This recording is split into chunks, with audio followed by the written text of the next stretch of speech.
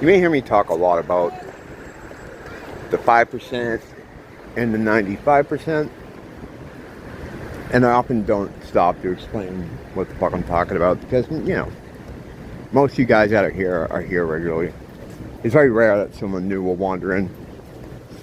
But the just as a refresher, the 5% 95% thing is the idea that 95% of the people, you know, that are around you, that are in the world, are kind of just soulless bodies that are, you know, you can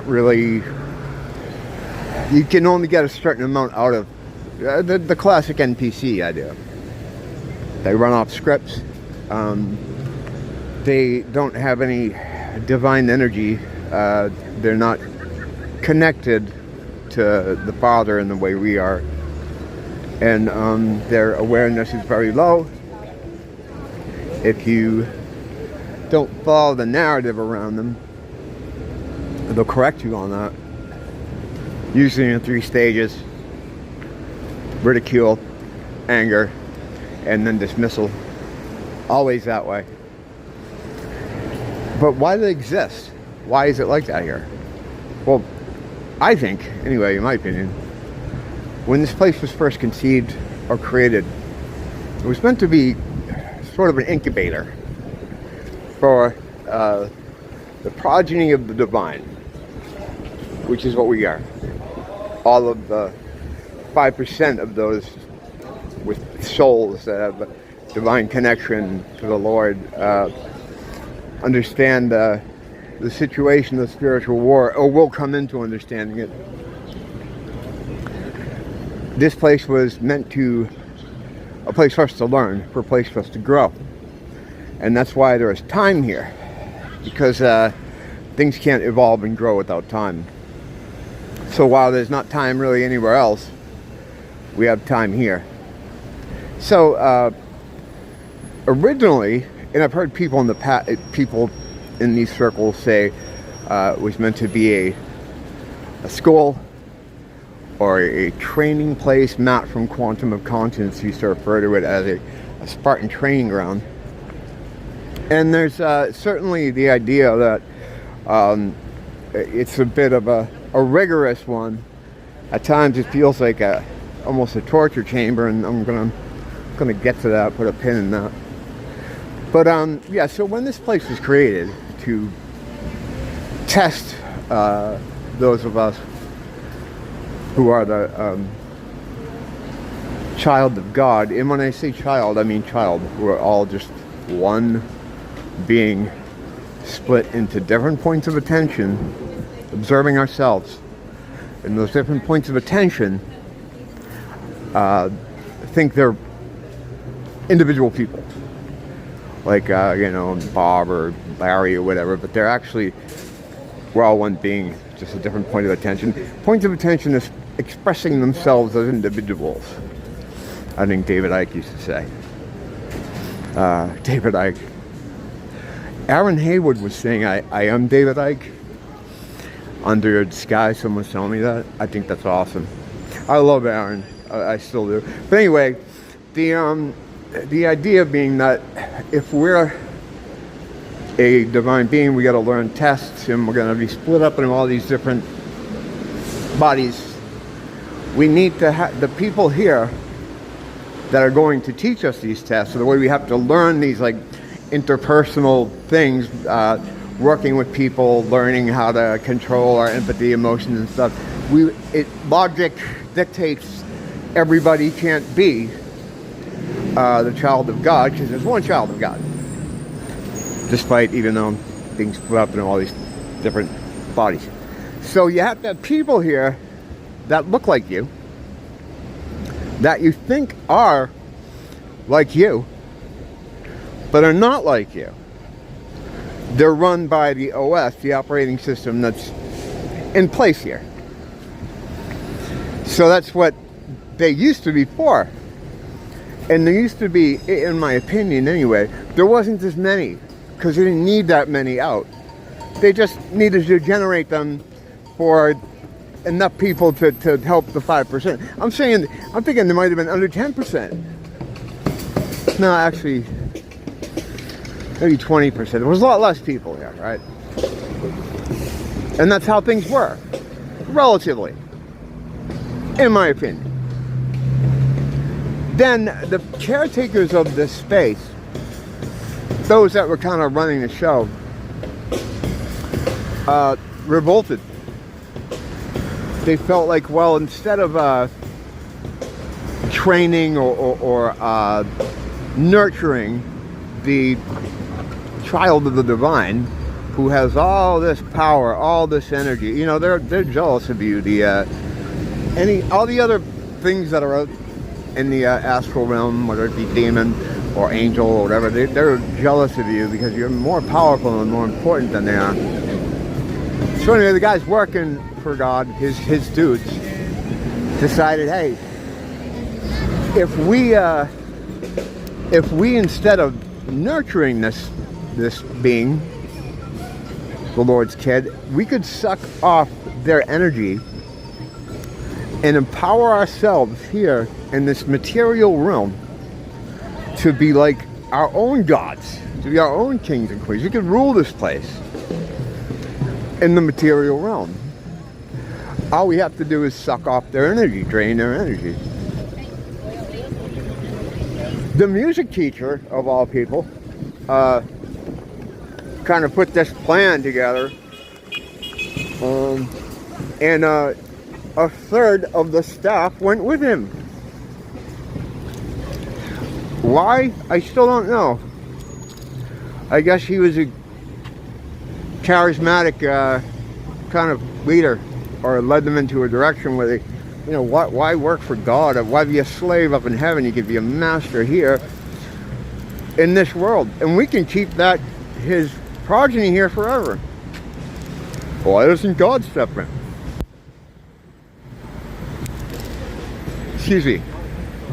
Much like sometimes people get locked out of email or locked out of their own websites by their admins, God's admins locked himself out of this place, locked him out of this place. He can't access it. He has very limited control over what happens here. And that's where Jesus came in my opinion. Jesus was like an IT guy who came down in here and tried to explain to people, look, things are fucked up, right? This is not how this place was supposed to be.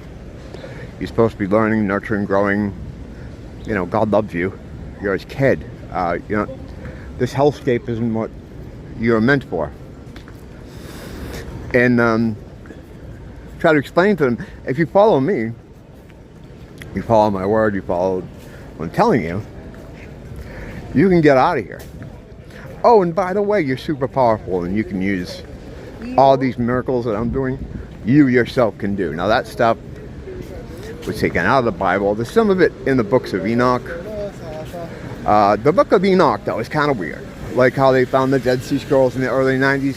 I felt like it was a way to control this information. Like people were starting to think that there has to be more to these biblical writings. And it was reaching some kind of a crescendo point where people are really getting antsy. Oh, we'll find the Dead Sea Scrolls. And we'll give them some information, but not all of it. Basically, what Jesus was telling you when he said God can move mountains, you just replace God with you. He's telling you you can move mountains. You know, just like he said, he was, telling Matthew, get out of the boat. You can do it. You can walk to me. You have all the power I have. But through a series of programming, spellcraft, large-scale humiliation, and endless shit like that, where we are now in modern day, as I've said before, we are lions told we are mice by cockroaches. And therefore we don't have the wherewithal. We don't realize what we are. We think we're scum. Always told we're scum. Lowest of the low. You're a monkey, right? And you're on a ball that's hurtling through space at 1,000,000 miles. Guys, it's going so fast that you can't feel it. Even though if you stick your head out of a car window and it's going a minuscule amount of speed. You fucking feel it. It feels like your head's gonna blow off. But this is moving so fast, yeah, you just don't feel it. When in science is something so intensely in a certain direction, whether it's motion or anything, that's so over the top that it becomes inert. I don't know. I don't know many examples. I'm not a scientist, so I couldn't tell you. And you know what? The scientists couldn't tell you either, because they can't. Much like doctors that jumped into a system, like a gang, and to become official and to have an official word on something, you have to put past your peer review papers before you become official. And at that point, other gang members look at your work and say, yeah, he's gonna play ball. All right, let him be one. They give you a little piece of paper, and God help you if you owe money on that piece of paper, because it's going to take you a long time to pay it off. And even once you pay it off, without that piece of paper, you can't make a living. So you're bound by whatever the gang tells you to do, or else you lose your piece of paper. It's a pretty airtight system. What they didn't bargain on is that their system was going to start to break down. I don't know why it started to break down. I assume overuse. And I'm going to run too long, so I'll get back. I'll continue with that in a second.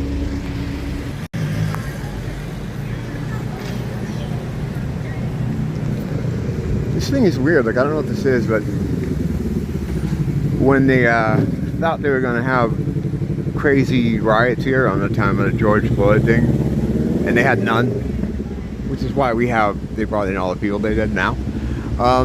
They took this down. They took it out the wall. They had a group of people come in here and take this off. And then once they put all the stuff back up, they came and put it back up. I can't read what the fuck it says now. I don't know. Kind of weird. Anyway, yeah, I was, what was I about that whole thing? Yeah, so, they're still here. These assets are still here. And as I talked about before in the video about how this place has been turned into a torture chamber, I think there's some kind of way to control the atmosphere of this place, like emotionally, and you know, I think about the the blue dot, and the human residence and stuff like that, the Earth dial tone. There's a way to adjust that stuff, and I feel like that stuff has been all pushed into the red in an effort to squeeze as much energy out of us, whoosh out of us. Now, the reason I believe it has to be lower, they have to get our vibrational frequency low, isn't because they're just evil and they like evil shit, well, although they do. It's impossible to, whatever method they're using, whether it's magic or technology, they can't transmute our energy if we're in a higher vibrational field. Higher vibration, happiness, that's why laughter is great. It's the highest vibrational activity your body can engage in. When you're laughing, for the most part, you're usually out of fear, unless you're doing the scared laugh. So they got to keep you low vibrational, and that's why they bombard you with, like, the news, things you see. Everything's scary, everything's bad. They try to frighten you, make you depressed. Frighten is the big thing. The strongest thing is a big thing. They can get the most juice out of you, suck the most energy, the most loosh, in a Gnostic sense, out of you when you're in a fear state. And you're also super easy to control when you're afraid. See the events of a couple years ago.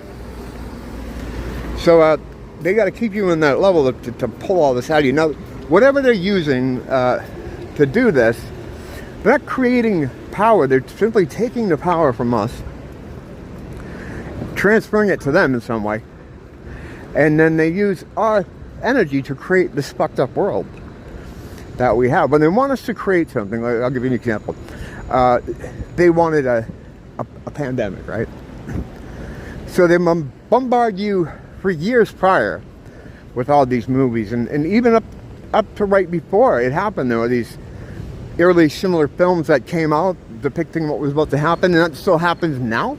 They call it predictive programming, But what it more does is it helps to create an image in your mind, you know?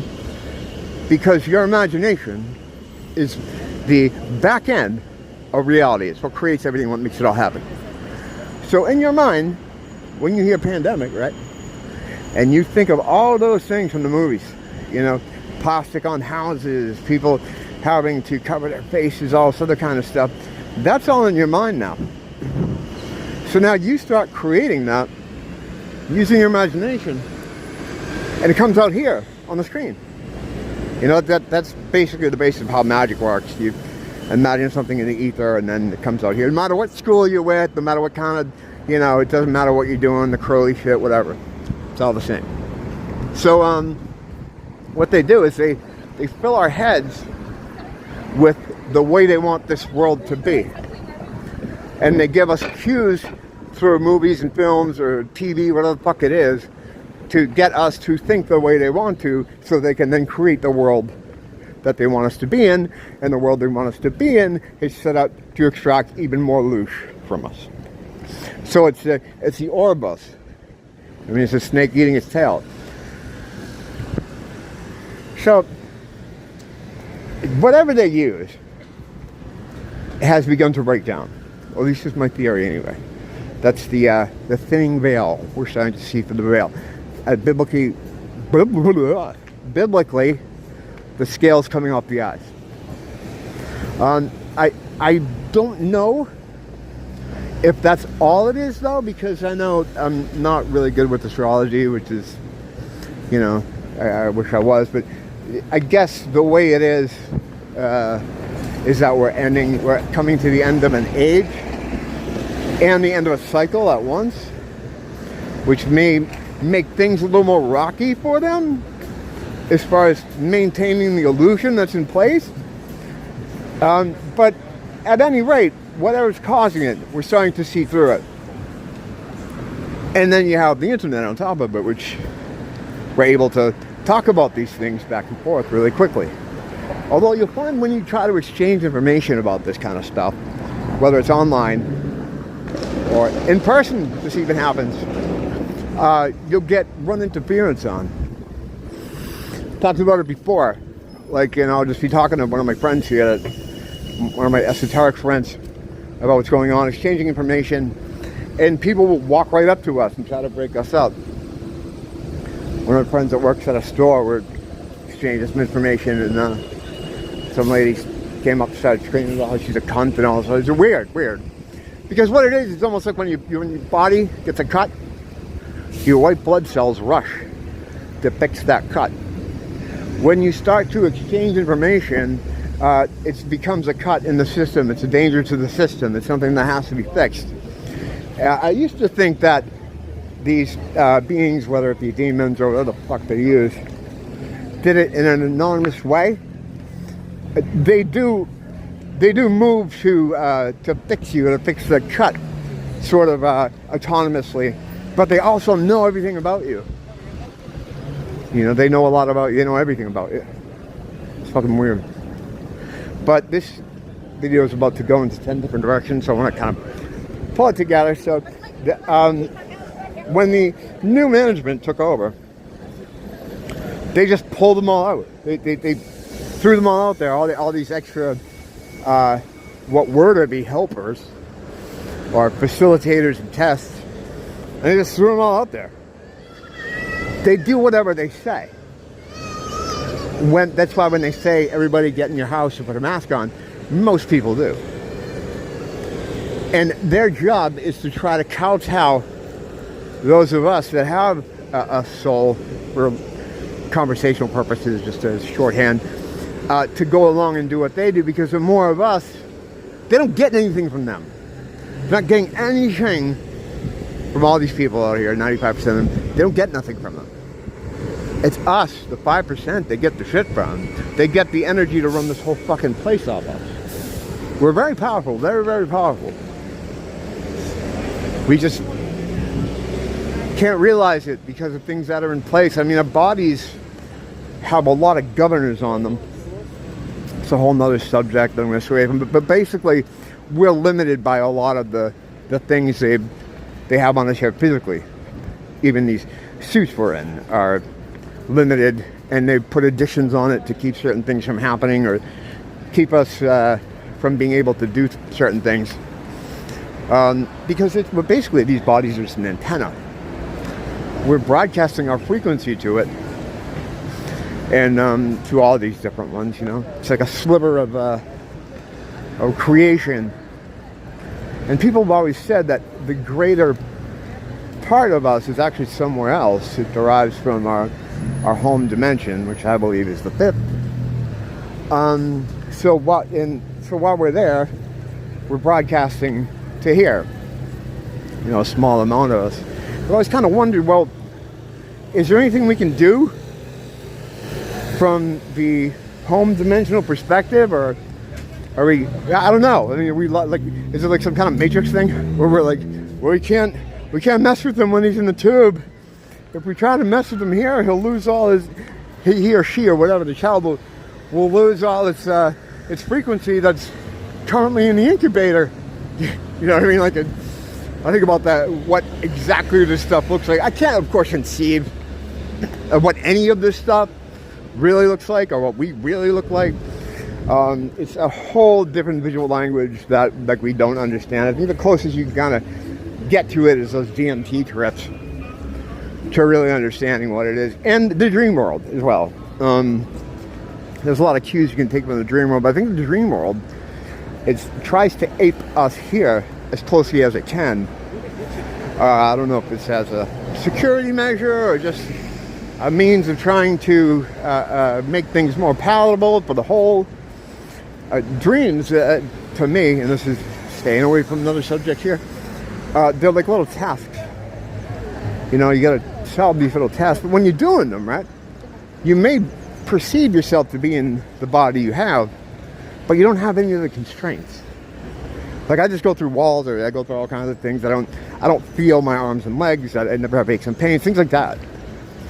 Because when you're dreaming, right, you're unattached, not completely unattached. There's a little tether, keeps you tethered to your body.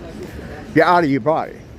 Because whatever process that they deem they have to do to keep you locked onto this fucking 3D area, they need you out of your body to complete. I've just talked just like 10 different subjects now. All right, I gotta get out of here because it's hard to stay on one track and make a point sometimes. Sometimes, he says.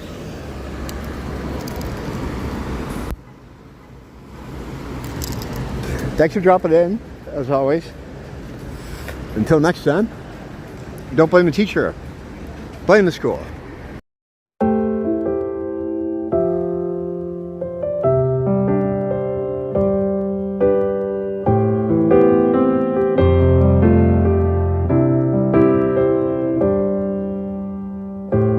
What the fuck is going on over here?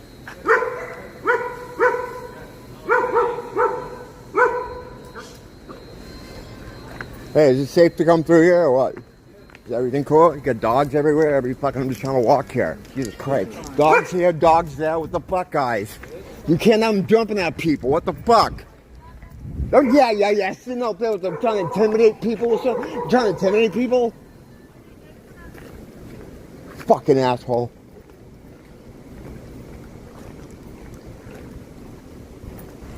Fucking. Sorry about that. Yeah, I was trying to walk through there earlier, and I got one asshole with fucking dogs jumping and barking. I got another asshole sitting there like he's fucking, I don't know what he's doing, trying to intimidate people there with that thing. And then I fucking tripped by mistake, and the thing almost fucking takes my head off.